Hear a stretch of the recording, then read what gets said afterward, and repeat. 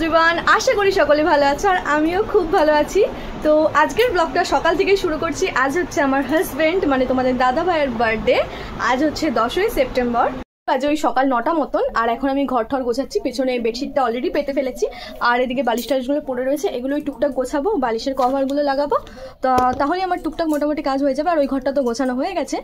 আর আজ ওর বার্থডে, তবুও কাজে গেছে, তাড়াতাড়ি চলে আসবে। তো চলো দেখতে থাকো।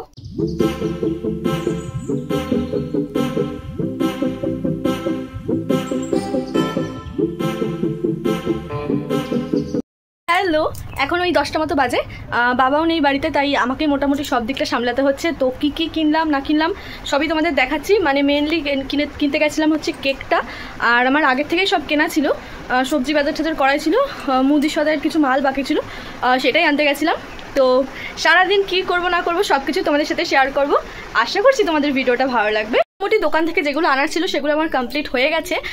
এখন আমি একটু ফ্রেশ হয়ে রেস্ট নেব, কারণ দুপুর থেকে সব রান্নাবান্না শুরু করতে হবে, নাহলে শরীরটা খুবই খারাপ হয়ে যাবে। যেহেতু আমাকে একাই সব করতে হবে, যাই ছোটোই করি আর বড়োই করি, যেটুকু করতে হবে একাই করতে হবে। তো চলো এখন একটু রেস্ট নিয়ে নিই, ভিডিওটা আবার দুপুর থেকে স্টার্ট করছি, যখন থেকে আর কি আয়োজন টায়োজন করবো। আর আমার যেহেতু দুপুরে খাওয়ার যে রান্না, আমি আর মাই যেহেতু রয়েছে, আমার সকালেই মোটামুটি রান্না হয়ে গেছে, তো সেটাই আমরা খাবো। 2000 years later. তো এখন বাজে ওই দুপুর 3টে মতন। এখন থেকেই রান্নাবান্না সব শুরু করে দিচ্ছি, না হলে না রান্না করতে করতে অনেকটা লেট হয়ে যেতে পারে। তো সবার প্রথমে এদিকে আমি বসিয়ে দিয়েছি পায়েসটা, অর্থাৎ বার্থডে স্পেশাল যে পায়েসটা হয়, আমি নিজের হাতে করছি। আগের বছরও করেছিলাম আর এই বছরও করছি। তো পায়েসটা আগে নামিয়ে নেব, তারপরে বাকি রান্নাগুলো শুরু করব। পায়েস আমার হয়ে গেছে, আমার চাটনিটাও হয়ে গেছে। তো এখন এই দুটো পদ হয়েছে, এরপরে আর কি বাকি রান্নাগুলো শুরু করব। আর দেখো গরমে না পুরো আমি ঘেমে ঠেমে অস্থির হয়েছিলাম সেদিন, এত গরম পড়েছিল। এবার বানাবো হচ্ছে ডিমের ডেভিলটা। তো ডিমের ডেভিল করার জন্য প্রথমে ডিমগুলো দেখো এদিকে সেদ্ধ করে হাফ করে কেটেও রেখেছি। এদিকে যে পুরটা বানাবো সেই পুরটাও হয়ে গেছে, আর ব্রেড ক্রাম্পস রেডি করে রাখলাম। এখন এগুলো বানাবো না, পুরটা দিয়ে সেটিং করে এটাকে ফ্রিজে খানিকক্ষণ সেট হওয়ার জন্য রাখবো, ওই যতক্ষণ আর কি ওরা না আসে। খাওয়ার আগে এটাকে গরম গরম ভাজবো। এবার আমি পাঁপড়টাকে ভেজে নিচ্ছি।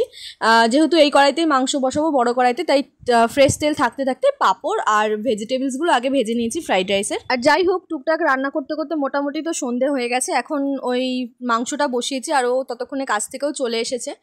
এবার আমি লাস্ট ফিনিশিংয়ে সব কিছুই হয়ে গেছে। তো এবার আমি ফ্রাইড রাইসের লেয়ারগুলো করছি। এটা হলে এবার ফ্রেশ হয়ে আস্তে আস্তে রেডি হব। আর ডিমের ডেভিলটা যেহেতু করা রয়েছে, সেটাকে আমি একেবারে খাওয়ার আগে লাস্টে ভাজবো। এমনি তাছাড়া সমস্ত রান্না কমপ্লিট। আর এত গরম পড়েছিল না সেদিন, রান্না বান্না করে পুরো ঘেমে গেছিলাম। তারপরে একটু সন্ধেবেলা গা ধুয়ে নিয়েছি, তো ধুয়ে একটু রেডি হয়ে নিলাম। এবার ততক্ষণ আমার ভাইরাও চলে এসেছে, তো ওরা সবাই মিলে বই দেখছিল। এখানে সবাই আসবে, তারপরে কেকটা কাটা হবে, তাই ওরা অতক্ষণ বসে বসে বই ঠই সব দেখছিল। তো চলো, আমার রান্না বান্না মোটামুটি হয়ে গেছে। তোমাদেরকে এখন একবার দেখিয়ে দিই কি কি রান্না করেছি। সব কিছুই মোটামুটি হয়ে গেছে। 3-4 ঘন্টা ধরে বসে একা একা যেটুকু পেরেছি চেষ্টা করেছি করার।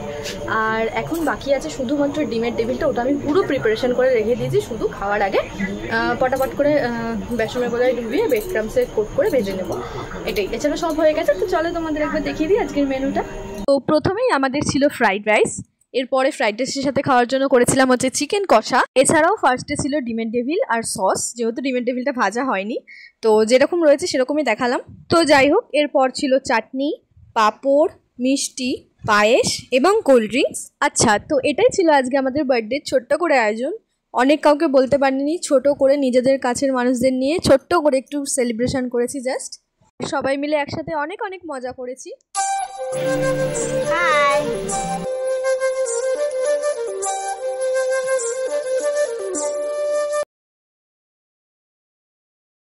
মা বলছে হ্যাঁ বাবা।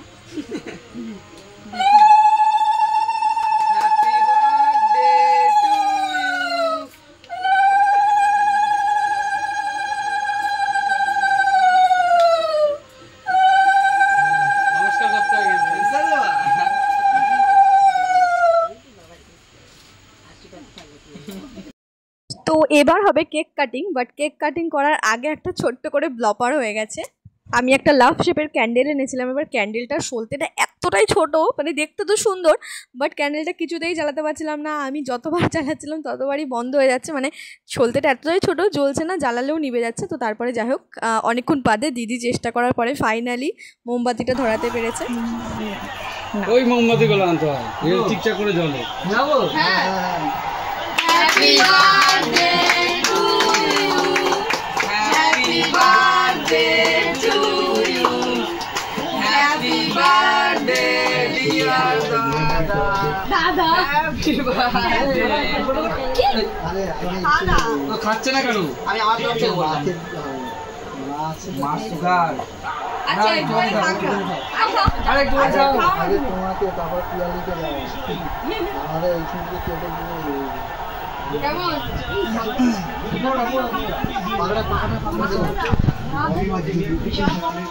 আমি আসি। ও বলছো না, শোনো না। আর বসো না। একটু বসো না। খাবো না, পরে যেও না। তুমি কোথায় যা?